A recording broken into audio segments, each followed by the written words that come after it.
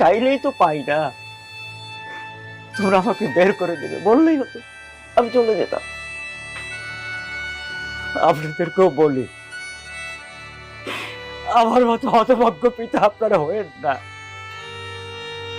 বেঁচে থাকতে, যতদিন বেঁচে থাকে ততদিন সন্তানদেরকে জায়গা, জমি, সম্পত্তি এগুলো লিখে দিয়ে না, তাহলে আমার আপনাদের হবে। বোমা, আমি আমি চলে যাচ্ছি। আমি আর কোনো দিন এই মুখ তোমাদেরকে দেখাবো না, কোনোদিন।